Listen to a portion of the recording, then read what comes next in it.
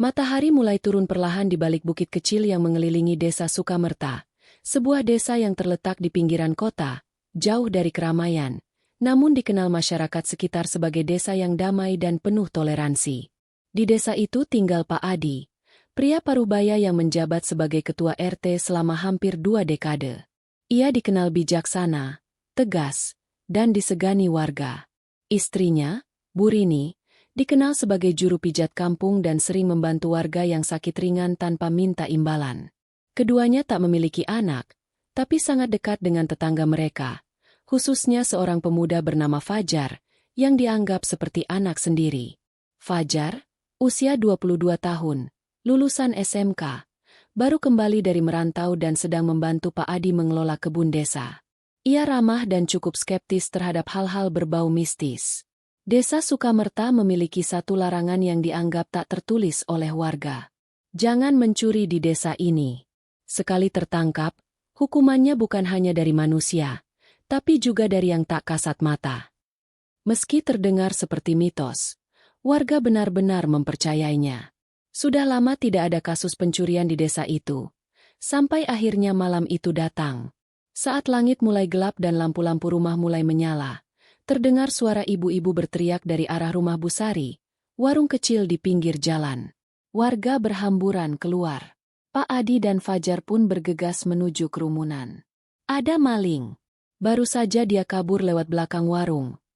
Teriak Bu Sari panik sambil menunjuk arah sawah. Tangkap! Jangan sampai lolos. Teriak Pak Manto. Warga yang dikenal cepat naik darah. Beberapa pemuda segera berlari mengejar. Fajar ikut berlari bersama mereka, meskipun ragu. Suasana tenang desa tiba-tiba berubah mencekam. Ini pertama kalinya kejadian seperti ini terjadi dalam hampir 15 tahun terakhir. Disinilah semuanya bermula. Entah kenapa malam itu terasa berbeda, seolah ada sesuatu yang lebih besar daripada sekadar pencurian. Tapi aku tak tahu bahwa malam itu akan jadi awal dari teror panjang yang tak pernah kami bayangkan sebelumnya. Malam kian pekat. Angin bertiup kencang melewati celah-celah pohon bambu yang tumbuh di pinggiran sawah. Suara jangkrik dan kodok mendadak menghilang, seolah alam ikut menahan napas atas kejar-kejaran yang sedang terjadi. Fajar berlari di belakang 3 pemuda lain, Ardi, Bayu, dan Rojali. Mereka menyusuri jalan setapak yang mengarah ke sungai kecil di belakang perkampungan. Langkah kaki mereka cepat dan sesekali terdengar teriakan dari warga lain yang menyisir arah berbeda. Tiba-tiba, terdengar suara kecipak air dari semak-semak dekat sungai. "SSSTTT, denger nggak?" bisik Fajar. "Itu dia," seru Bayu, sambil menunjuk bayangan seseorang yang tergelincir dan jatuh ke dalam air. Tanpa pikir panjang, mereka meringkus sosok itu. Seorang pria muda, kurus, berpakaian compang-camping, dengan wajah pucat dan tubuh gemetar. Di balik jaket lusuhnya, tergenggam uang dan beberapa bungkus rokok, hasil curian dari warung Bu Sari. "Maling! Maling!" teriak Ardi, memanggil warga lain. Dalam waktu singkat, kerumunan kembali berkumpul di sekitar lokasi. Sorot lampu senter dan obor menerangi wajah pria itu. Nafasnya tersengal. Ia tak melawan. Ia hanya menunduk, pasrah. Pak Adi tiba beberapa menit kemudian bersama beberapa warga tua. "Siapa kamu? Dari mana asalmu?" bentak Pak Manto. Pria itu mengangkat kepalanya pelan. Matanya merah. Wajahnya penuh luka. "Aku cuma lapar, Pak. Aku belum makan 2 hari." Suaranya lirih. Nyaris tak terdengar. Beberapa warga tersentak. Tapi yang lain justru semakin marah. "Alasan basi. Banyak yang susah, tapi nggak sampai mencuri," cibir salah satu warga. Warga mulai gelisah. Beberapa mendorong. Ada yang memukul. Makin lama, situasi makin tak terkendali. "Sudah, jangan main hakim sendiri. Kita bawa ke balai desa," teriak Pak Adi mencoba menenangkan. Namun suara Pak Adi kalah dengan teriakan massa. Hujan makian, tendangan, dan pukulan mulai menghujani tubuh pencuri itu. Fajar mencoba menahan Ardi, tapi didorong mundur. "Jangan ikut-ikutan bela maling, Jar," hardik Rojali. Di tengah keributan itu, tiba-tiba pria itu berhenti bergerak. Napasnya hilang. Matanya terbuka lebar. Tubuhnya kaku. Sini, hening. Warga mendadak terdiam. Pak, dia nggak gerak. Ucap Fajar dengan suara bergetar. Pak Adi segera memeriksa nadi si pencuri. Ia menelan ludah. Tangannya gemetar. Keesokan paginya, Desa Sukamerta kembali sepi. Langit mendung seperti ikut berkabung. Tidak ada kicauan burung seperti biasa. Hanya terdengar suara gemerisik daun dan langkah kaki yang berat menuju pemakaman. Jenazah si pencuri, yang belum diketahui namanya, dibawa menggunakan tandu bambu seadanya. Hanya ditutup kain putih tipis yang sudah kotor bercampur tanah dan darah. Tidak ada sanak saudara. Tidak ada doa-doa panjang. Hanya Fajar, Pak Adi, dan beberapa warga yang mengantarkan kepergiannya. Kita kuburkan saja di pinggir makam umum, dekat pohon nangka itu, kata Pak Lurah dengan nada enggan. Biar cepat selesai urusan ini. Fajar ikut membantu menggali. Tangannya gemetar. Ada rasa bersalah yang makin kuat. Bayangan wajah si pencuri semalam terus terngiang di pikirannya. Tatapan kosong sebelum nyawanya lepas masih menghantuinya. Kenapa nggak kita tanyakan dulu ke polisi? Pak, mungkin dia punya keluarga. Gumam Fajar pelan saat istirahat. Pak Adi hanya menghela napas panjang. Warga sudah kadung emosi. Jar, kita terlambat. Yang penting sekarang kita bereskan ini dulu. Setelah dikubur, Pak Lurah hanya menancapkan kayu kecil tanpa nama. Tidak ada batu nisan. Tidak ada tanda siapa dia. Hanya gundukan tanah merah dan aroma kematian yang menyelimuti udara siang itu. Fajar tidak bisa tidur malam itu. Suara angin di luar jendela terdengar aneh. Seperti bisikan. Seperti orang menangis. Jam dinding menunjukkan pukul 2.37 dini hari ketika suara itu makin jelas. Tangisan pelan. Lirih. Seolah dari luar kamarnya. Wow. Fajar perlahan bangkit dan mendekat ke jendela. Tirai tipis bergoyang. Ia membuka sedikit jendela. Matanya langsung membelalak. Di bawah pohon mangga di halaman rumah, berdiri sesosok bayangan hitam. Tubuhnya kurus. Kain putih melilit sebagian tubuh. Wajahnya kosong, pucat, dengan bekas darah kering di bagian pelipis. Sosok itu mengangkat tangannya, menunjuk langsung ke arah Fajar. Ufu. Lalu menghilang. Seperti asap yang tertiup angin. Fajar langsung terjatuh ke lantai. Nafasnya tercekat. Pagi itu, suasana di Desa Sukamerta berubah. Angin sejuk yang biasa menyapa, kini digantikan hawa panas yang menyesakkan dada. Langit tampak kelabu walau matahari sudah tinggi. Warga berjalan cepat, tak saling menyapa. Mereka seperti takut. Takut akan sesuatu yang belum bisa dijelaskan. Di warung milik Bu Sari, beberapa orang tengah berkumpul. Ardi, Rojali, dan Bayu duduk dengan wajah gelisah. Kalian dengar juga suara tangisan semalam? Tanya Bayu tiba-tiba, memecah keheningan. Rojali langsung menoleh.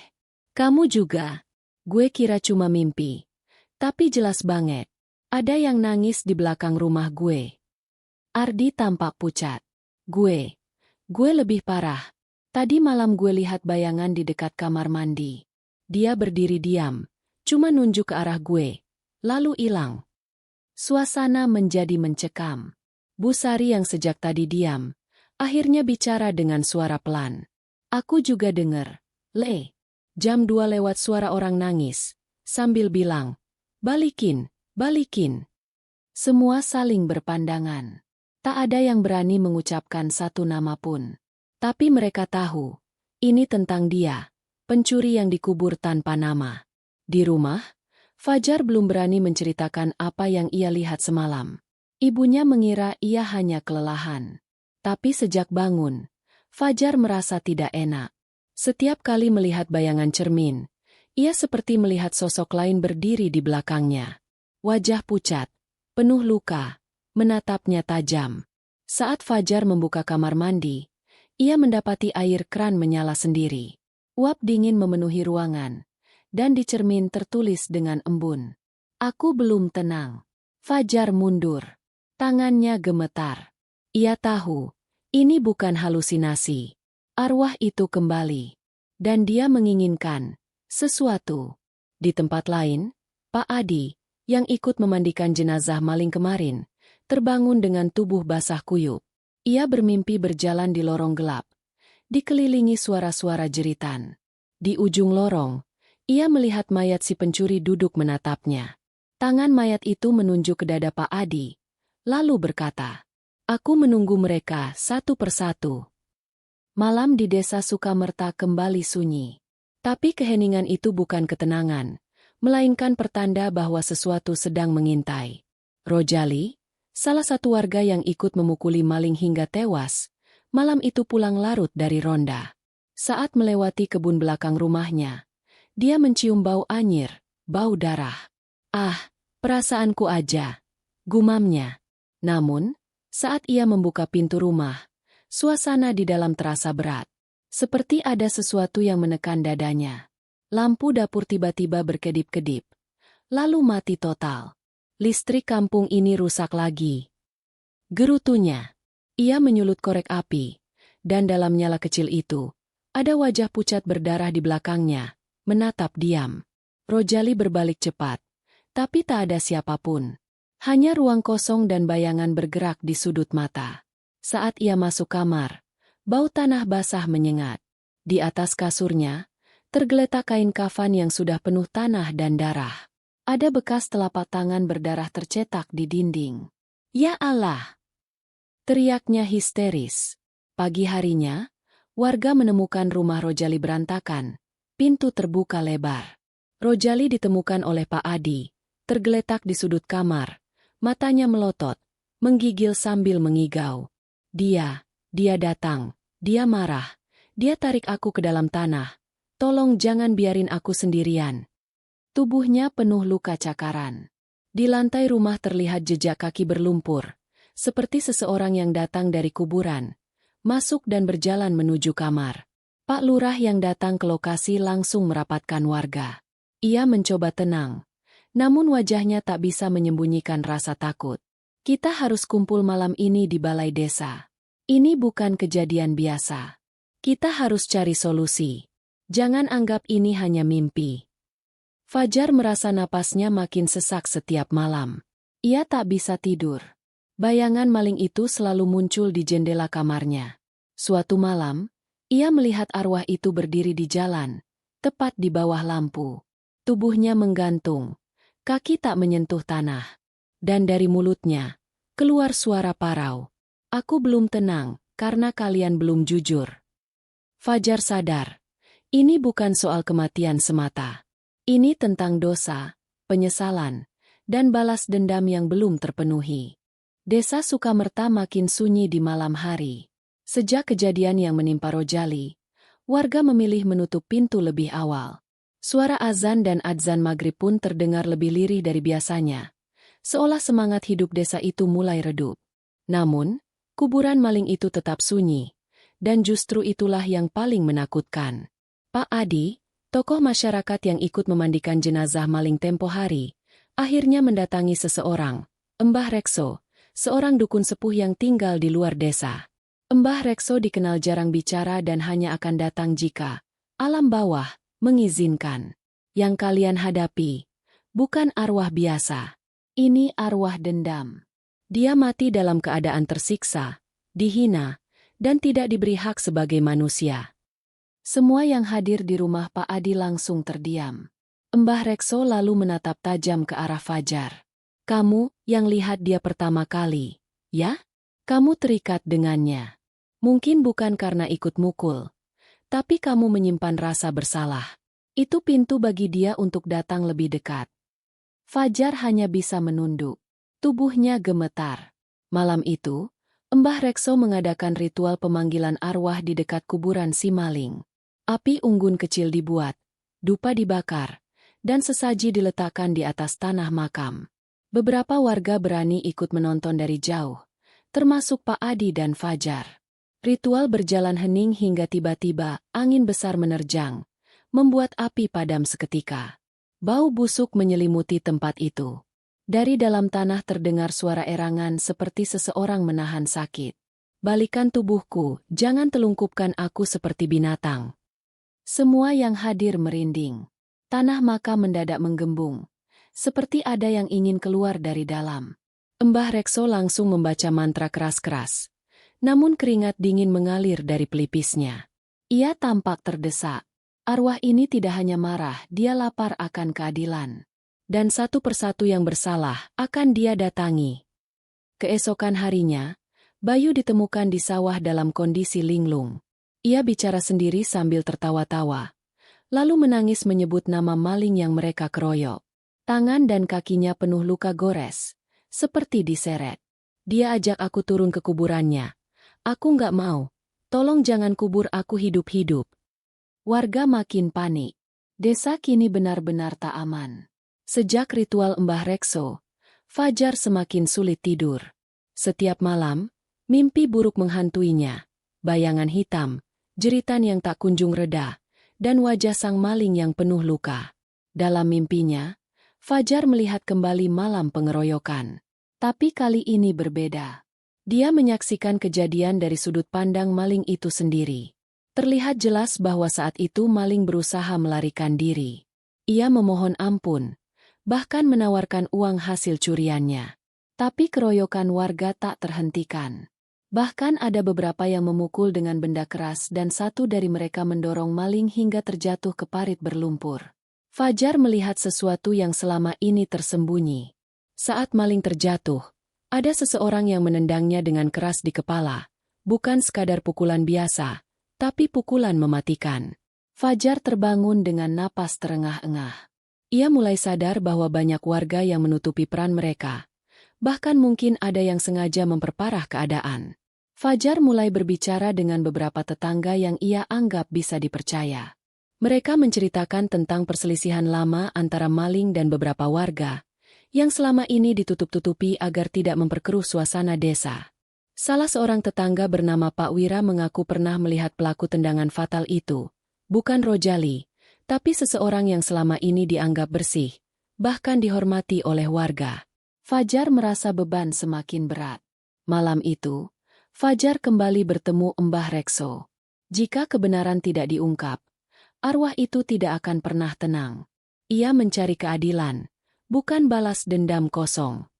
Mbah Rekso menyarankan Fajar untuk mengumpulkan warga dan membuka kebenaran bersama-sama. Tapi ia juga mengingatkan, ini jalan berbahaya. Tidak semua orang siap menghadapi kenyataan. Warga yang mulai resah, mulai waspada satu sama lain. Ketakutan akan kemarahan arwah maling menyebabkan saling curiga. Beberapa mulai menyalahkan yang lain, dan suasana desa perlahan berubah menjadi medan perang psikologis. Suasana desa makin memanas. Gosip beredar cepat, dan warga mulai membisikkan nama-nama yang mereka curigai sebagai pelaku tendangan mematikan pada malam itu.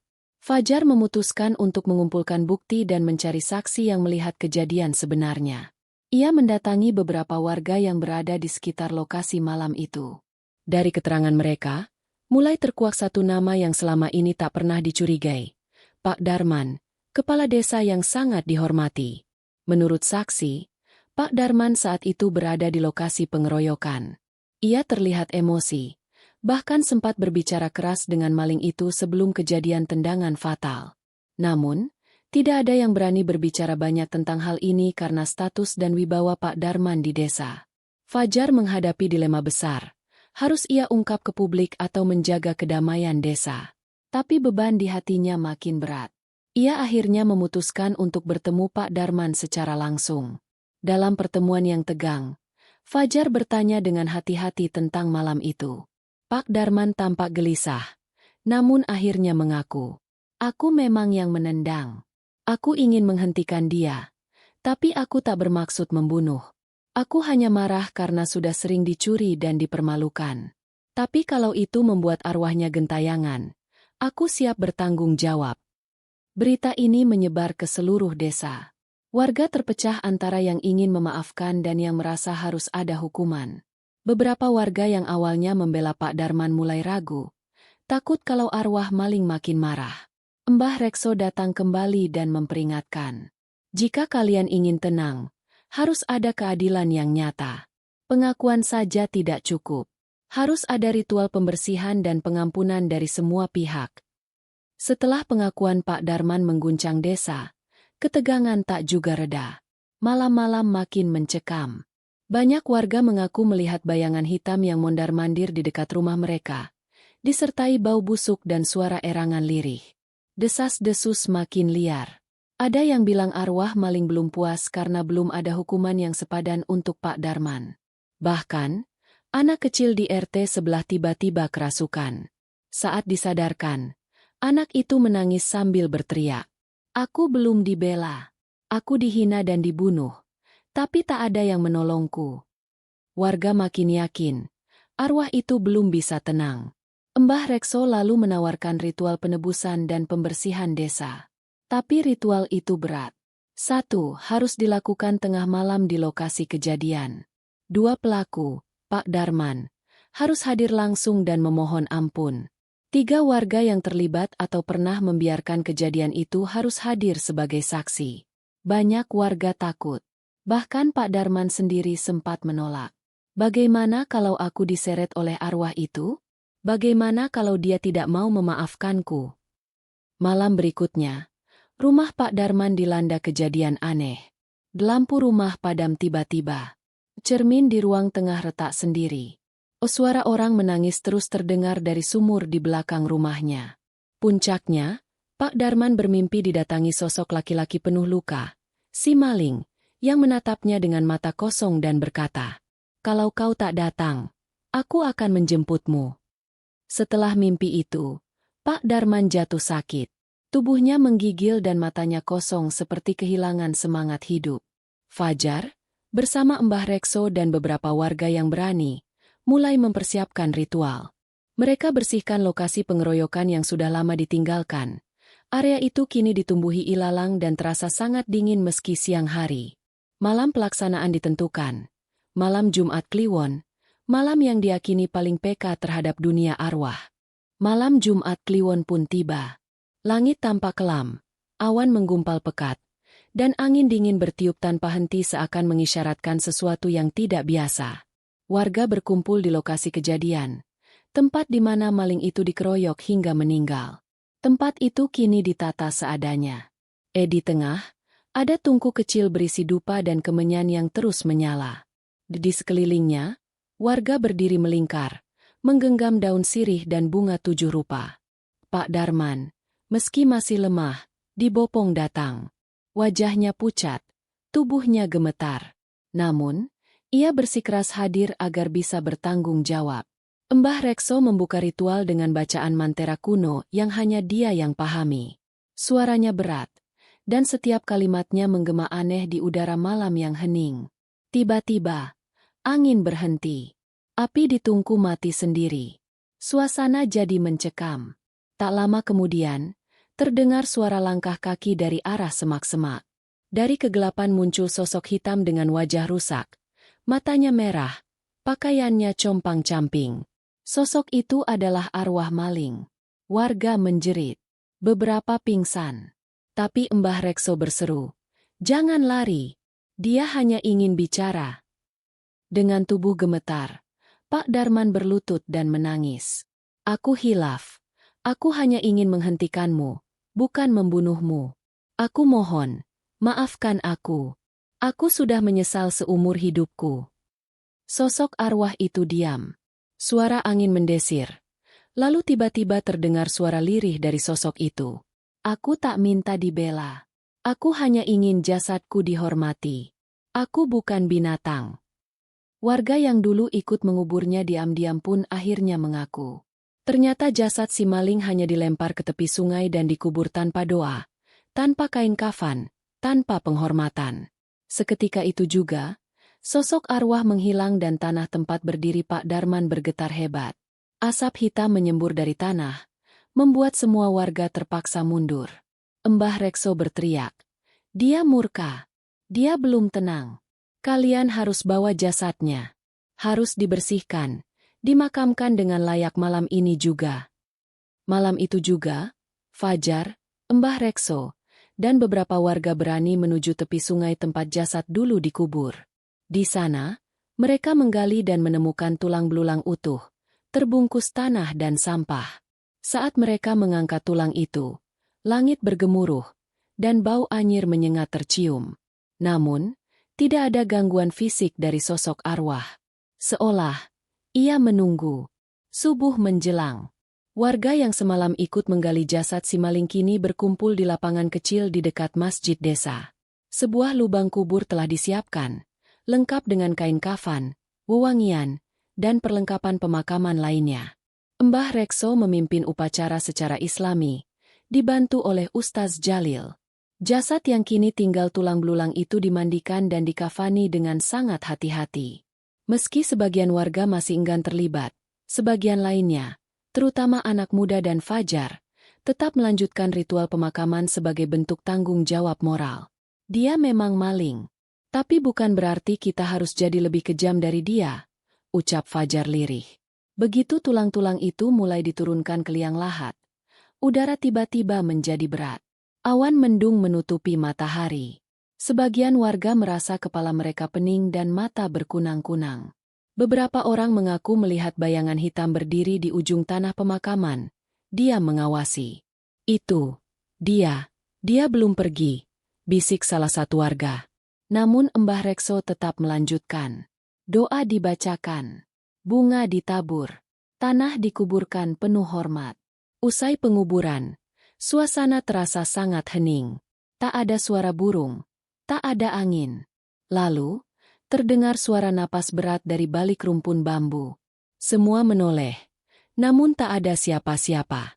Tiba-tiba, Pak Darman pingsan di tempat. Tubuhnya menggigil hebat, mulutnya menggumam pelan. Aku sudah minta maaf. Kenapa kau masih marah? Mbah Rekso langsung merapal doa penutup dan menyiram tanah makam dengan air bunga dan kemenyan. Malam itu, warga berharap segalanya selesai. Tapi ternyata, gangguan masih terjadi. Lampu rumah warga kembali sering padam. Seekor kambing ditemukan mati dengan mata melotot dan lidah menjulur. Ibu-ibu yang sedang menjemur padi siang hari tiba-tiba kerasukan dan menjerit dengan suara lelaki. Kalian belum tahu semuanya. Kalian belum tahu siapa yang menyiksaku lebih dari siapapun. Fajar dan Mbah Rekso mulai curiga.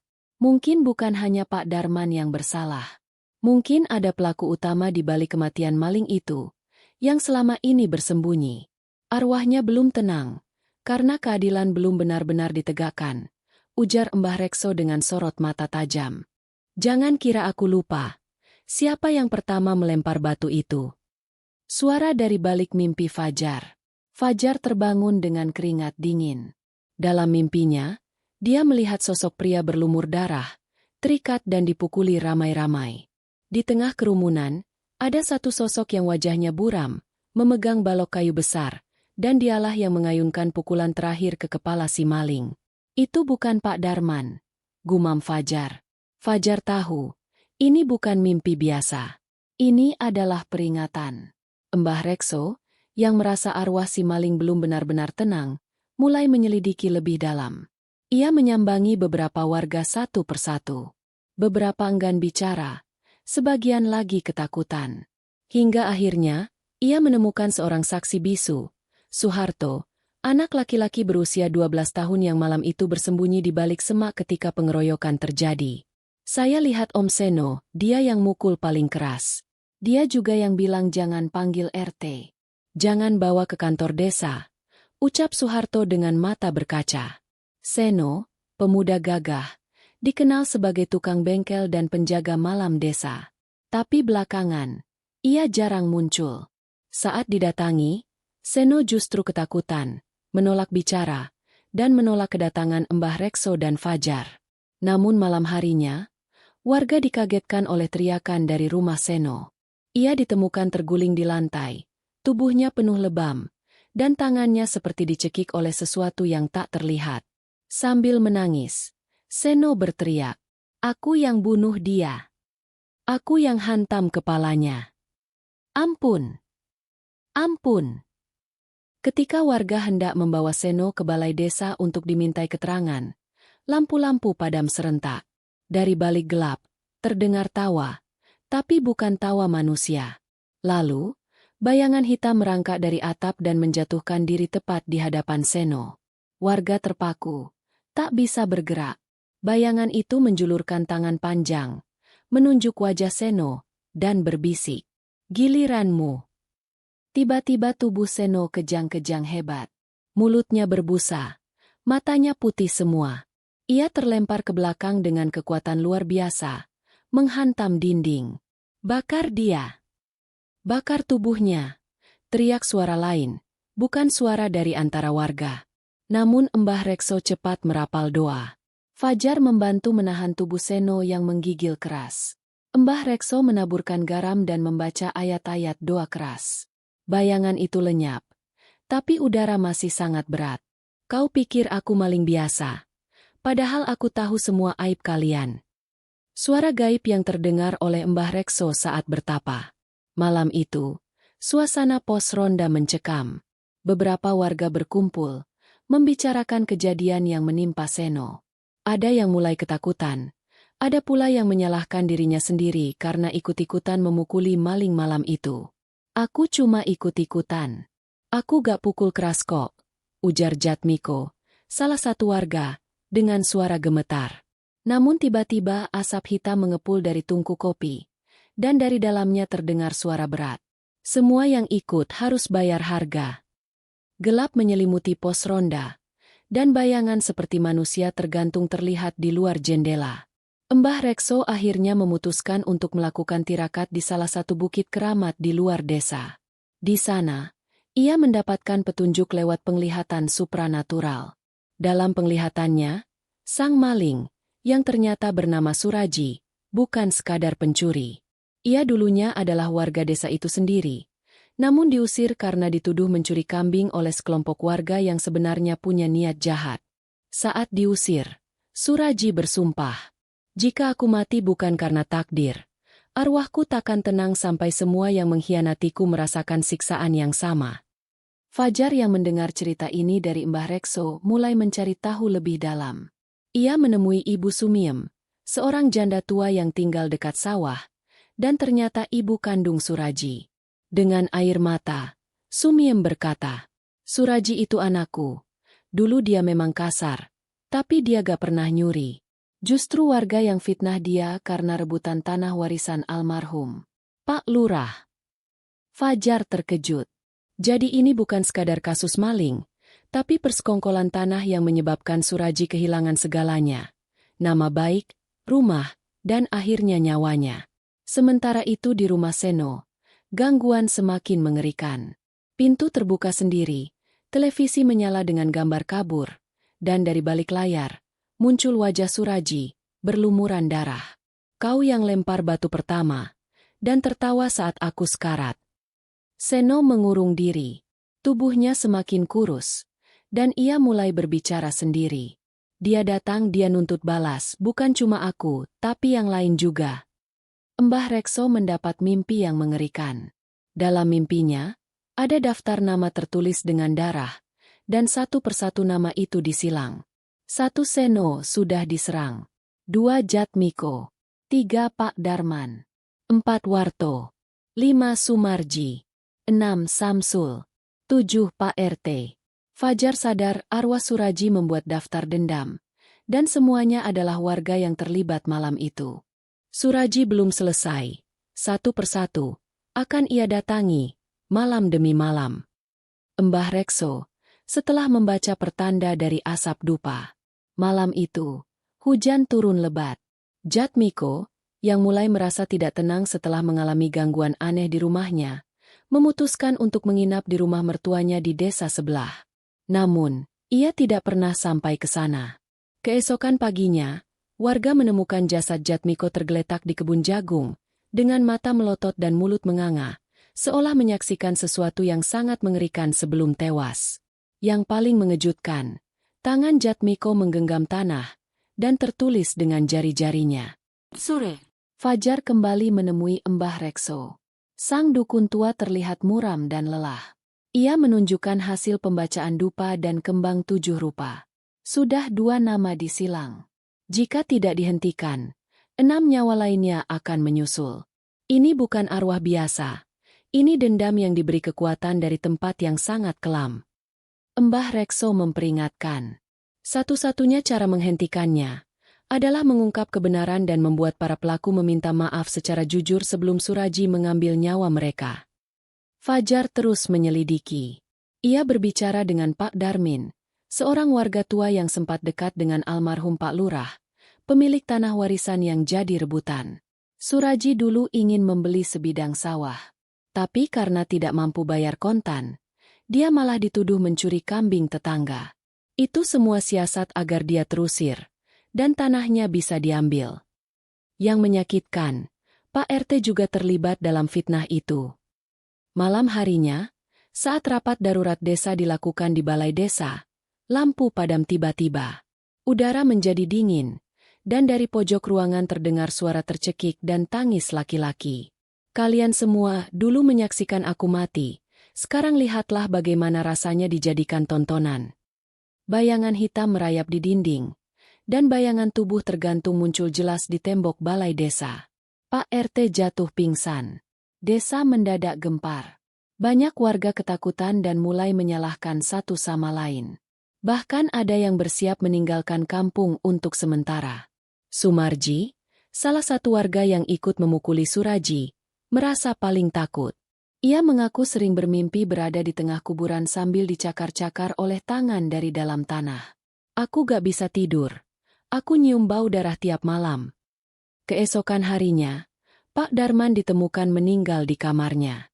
Anehnya, semua jendela dan pintu terkunci dari dalam, dan di dinding tertulis, 37 kalian tak bisa lari. Kini, sudah 3 nama dari daftar yang mati misterius. 1 Seno, sekarat, masih hidup. 2 Jatmiko, meninggal. 3 Pak Darman, meninggal. Jika kalian memanggilnya, pastikan kalian siap untuk mendengarkan semua jeritannya. Peringatan Mbah Rekso sebelum ritual dimulai. Fajar semakin yakin bahwa satu-satunya cara untuk menghentikan teror ini adalah berbicara langsung dengan arwah Suraji. Bersama Mbah Rekso dan 4 orang lainnya yang masih punya niat baik, mereka menggelar ritual pemanggilan arwah di lokasi Suraji dipukuli hingga tewas.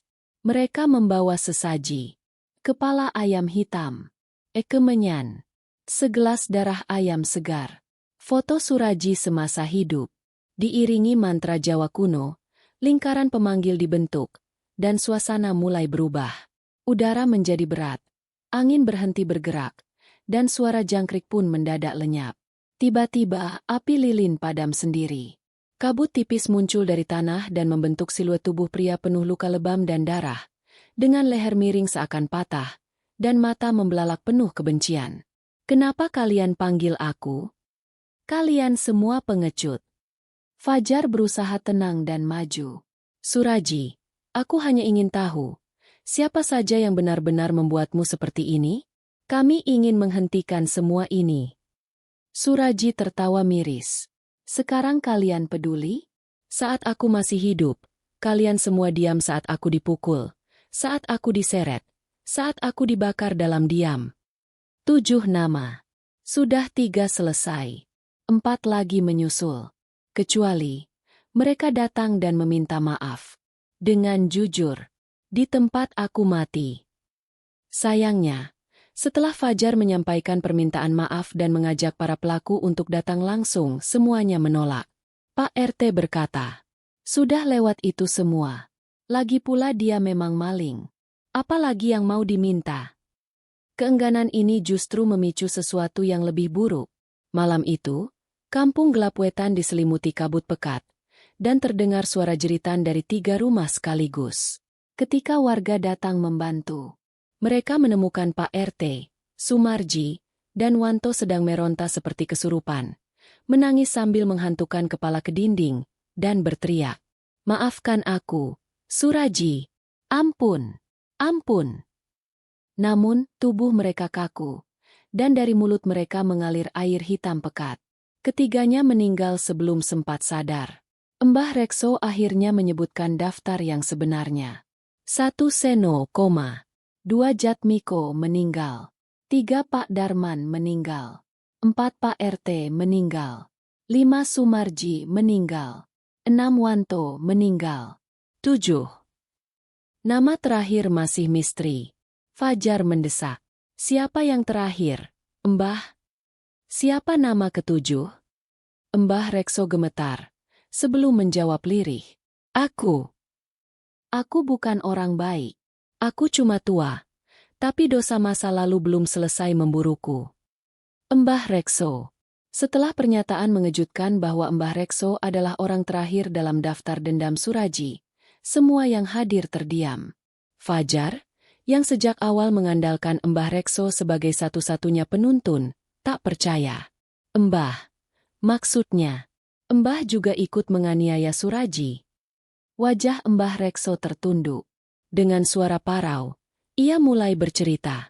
Suraji bukan hanya sekadar maling kecil. Ia pernah mendekati cucu perempuan Mbah Rekso, melamar, berjanji menikah. Namun saat tahu Suraji punya rekam jejak kriminal, Mbah Rekso melarang keras. Suatu malam, Mbah Rekso melihat Suraji masuk ke rumahnya. Mengira Suraji ingin mencuri atau mencelakai cucunya, ia memukulnya dengan kayu, memanggil warga, dan menyulut amarah massa. Akulah yang pertama teriak, "Tangkap maling!"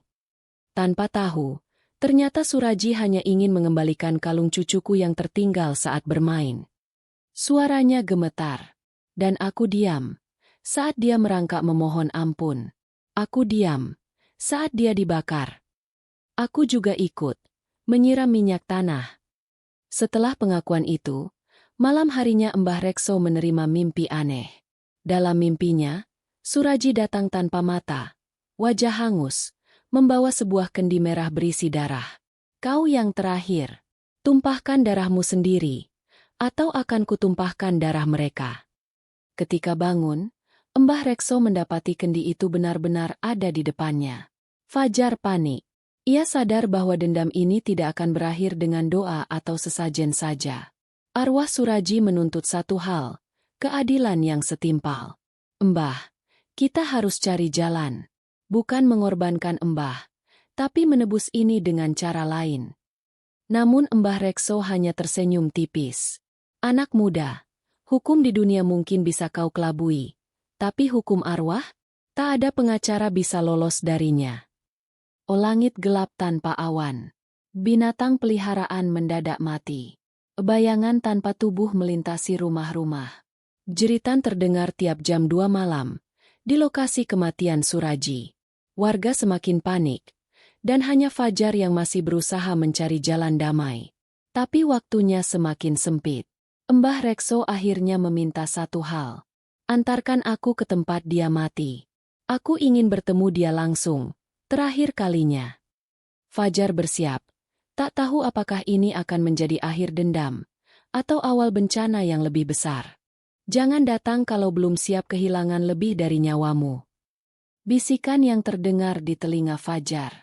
Fajar dan Mbah Rekso akhirnya tiba di lokasi Suraji meregang nyawa, sebuah lahan kosong di pinggir sungai, dikelilingi pohon bambu dan puing-puing bangunan tua. Di tengah lahan itu masih terlihat bekas arang gosong, saksi bisu kematian brutal. Angin berhenti berhembus. Suasana mati. Langit kelabu. "Inilah tempatnya," ucap Mbah Rekso lirih sambil menatap tanah yang hitam legam. "Disinilah aku kehilangan nuraniku." Saat Mbah Rekso meletakkan bunga dan kendi merah berisi darah ke tanah, tiba-tiba udara bergetar. Dari bayang-bayang pepohonan, muncullah sesosok tubuh hangus.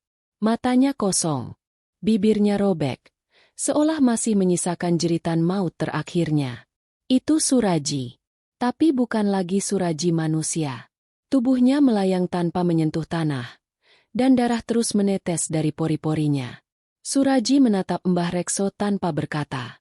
Namun suaranya menggema di kepala mereka. Darah sudah ditumpahkan. Tapi kebenaran belum terucapkan. "Aku mati sebagai maling, bukan manusia." Ternyata, Suraji ingin namanya dibersihkan. Ia mencuri bukan untuk kaya, tapi karena dipaksa kelompok preman kampung. Malam itu, dia datang bukan mencuri, tapi hendak mengembalikan sesuatu. Suraji pun menunjukkan bayangan masa lalu. Ia mengembalikan kalung cucu Mbah Rekso. Ia diikuti oleh warga yang sengaja dijebak oleh preman yang ingin menyingkirkannya. Mbah Rekso, tanpa tahu kebenarannya, memicu tragedi itu. Dengan air mata menetes, Mbah Rekso akhirnya mengakui semuanya keras-keras. Aku yang menyebabkan kematianmu. Aku yang bersalah. Kau bukan maling. Maafkan aku, Suraji. Tiba-tiba, tanah di bawah mereka bergetar. Api biru menyala dari bekas arang. Suraji mendekat, menatap Mbah Rekso satu kali terakhir. Kau sudah berkata jujur. Tapi bukan aku yang harus memaafkan. Kau harus hidup dengan itu. Sampai ajalmu menjemput. Seketika tubuh Suraji menghilang dalam angin, dan tanah yang hitam legam berubah menjadi rerumputan kering. Suasana menjadi tenang, namun tak sepenuhnya damai. Mbah Rekso berlutut, pingsan di tempat. Fajar memeluknya, gemetar. Setelah malam itu, teror berhenti. Bayangan hitam tak lagi muncul. Teriakan di malam hari tak terdengar lagi. Namun warga menyebar cerita tentang orang tua yang memanggil arwah di tanah terkutuk. Orang mati tetaplah maling. Jangan ubah sejarah demi rasa iba. Pak Kadus saat menolak permintaan Fajar.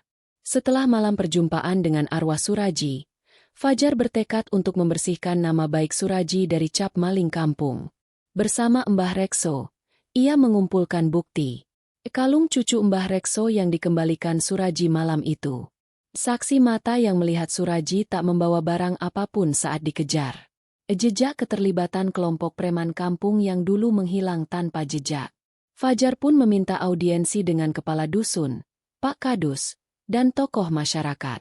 Di balai desa, Fajar menyampaikan semuanya, lengkap dengan bukti dan kronologi. Namun, Pak Kadus marah besar.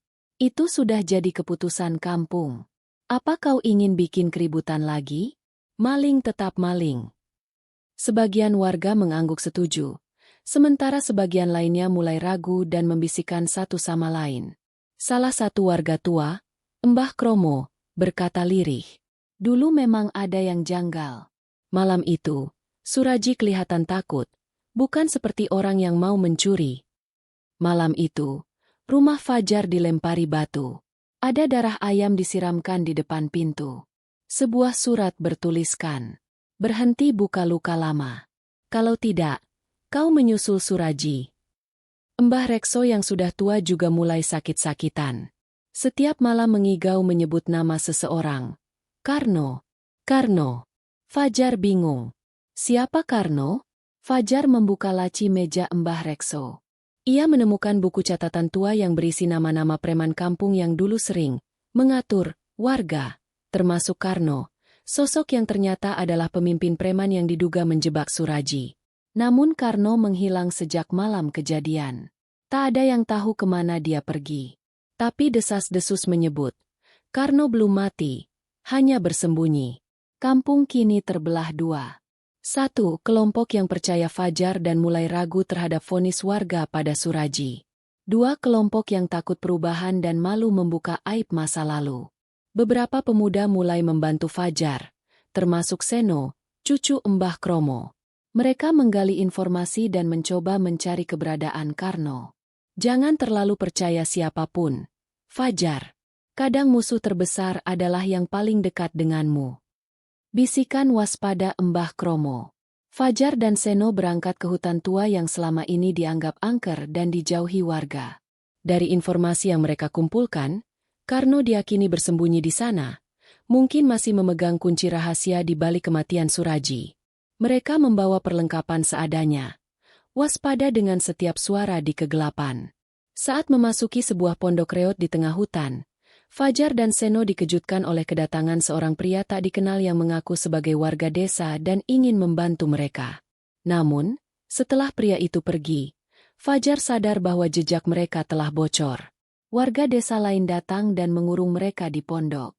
Ternyata pria yang mengaku membantu adalah orang dekat Pak Kadus, yang sengaja memerintahkan agar Fajar dan Seno ditangkap agar pencarian Karno gagal. Di tengah situasi itu, Seno menyadari bahwa pengkhianatan datang dari dalam kelompok pendukung mereka sendiri. Dengan kecerdikan, Fajar dan Seno berhasil meloloskan diri dari jebakan. Mereka memutuskan untuk menggunakan jalur lain ke hutan, lebih dalam dan berbahaya. Meski terluka dan kelelahan, mereka semakin yakin bahwa kebenaran harus diungkap, walau dengan risiko besar.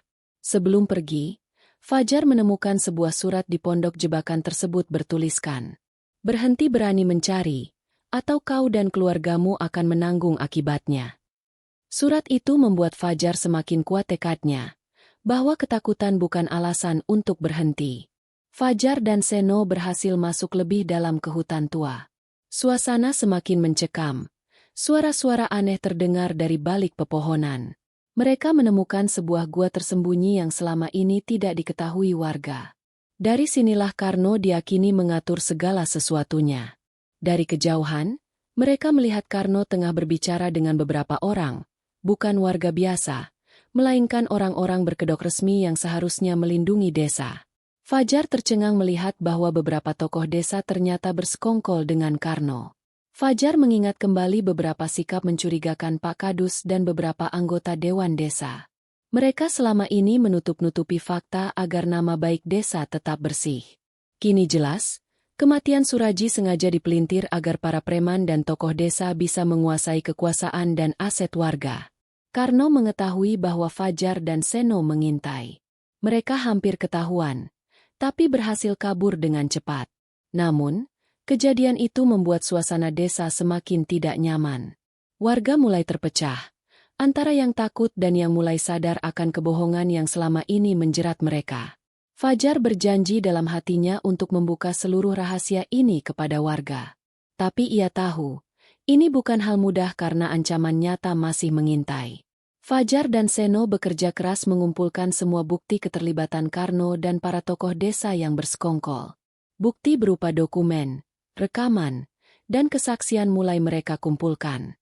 Fajar mengajak beberapa warga yang sudah mulai percaya untuk mendukungnya dalam rapat desa besar yang akan digelar malam itu. Di balai desa, warga berkumpul penuh ketegangan. Pak Kadus dan beberapa tokoh yang diduga bersekongkol terlihat sangat waspada. Fajar maju ke depan, dengan bukti-bukti yang kuat di tangannya.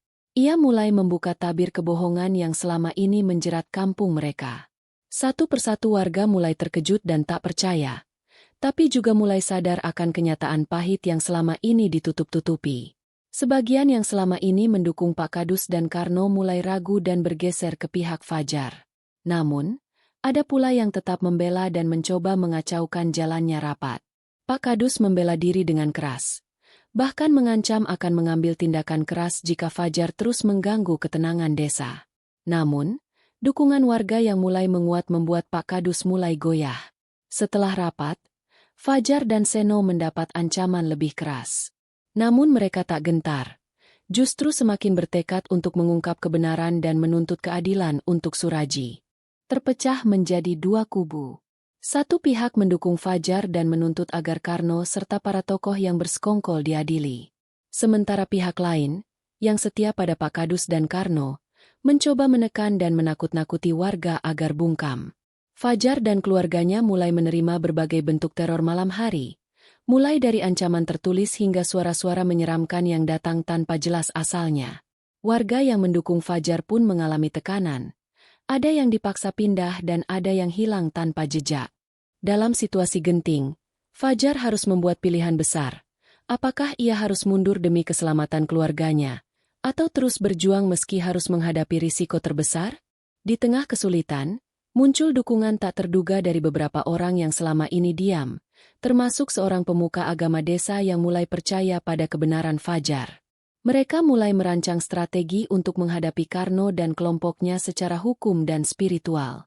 Fajar memutuskan untuk tetap maju, dengan keyakinan bahwa kebenaran dan keadilan harus menang. Ia bersiap menghadapi pertarungan terakhir yang menentukan nasib desanya. Setelah bukti-bukti kuat diserahkan, Karno dan para tokoh desa yang bersekongkol akhirnya diadili. Proses persidangan berjalan ketat, dengan dukungan warga yang ingin keadilan ditegakkan. Fajar hadir sebagai saksi utama, berani berbicara demi kebenaran dan keadilan. Dengan vonis yang adil, situasi desa perlahan pulih. Warga mulai percaya kembali pada sistem dan kehidupan mereka yang sempat porak-poranda mulai membaik. Roh Suraji pun diakini mulai tenang, terbebas dari kemarahan dan dendam. Fajar mengingatkan warga bahwa keadilan harus selalu diperjuangkan, dan kebenaran adalah kunci kedamaian sejati. Fajar dan warga bersama-sama membangun kembali desa mereka, dengan harapan baru yang lebih baik. Setiap luka pasti sembuh, dan setiap kegelapan pasti akan tergantikan oleh cahaya. Kita harus berani menghadapi kenyataan dan berjuang untuk kebenaran.